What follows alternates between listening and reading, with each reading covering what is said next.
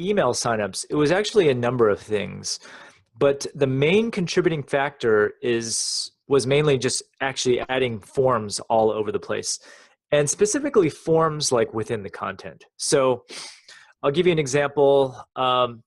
At the top of every article. So the hotspots on your posts are at the top and the bottom and the middle of your posts, like the content area, right?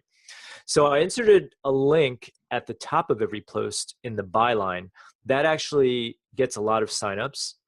And then at the end, the key is, a lot of people do have sign-up forms at the end of their content, but oftentimes what they do is they'll like enclose it in some sort of box, or they'll color it in some different fashion to make it stand out.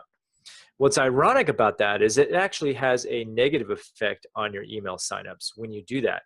Because when people are reading your content, they'll see that box as like a break, and they'll assume that the content is done, and they'll just move on. But if you're to take that form at the bottom of the post and kind of blend it into the content, they still think that it is in fact the content, and they'll actually read the offer and be more likely to sign up. So, for example, when I did that with the form that was within the content and I blended it in, the email signups for that particular form doubled.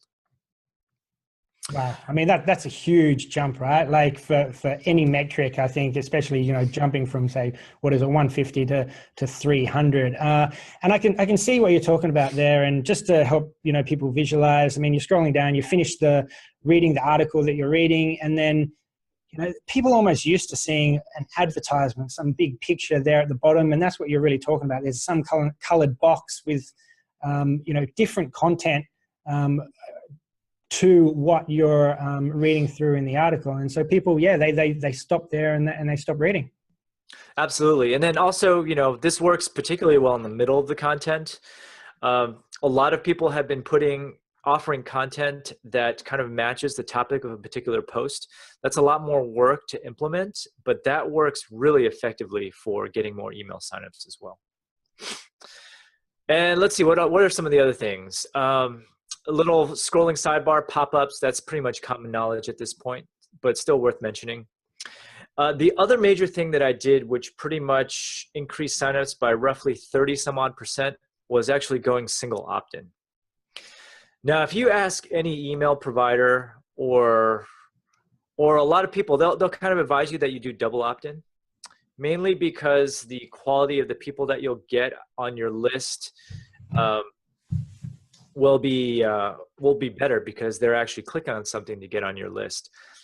But the funny thing about that is I was noticing that the confirmation emails were not making it to the end person in a lot of cases. And so when the confirmation email doesn't make it there, then, there's no chance for them to get on. And so when I switched to single opt-in, I immediately found that my signups doubled. However, the engagement, which I was also tracking, did not decrease by half.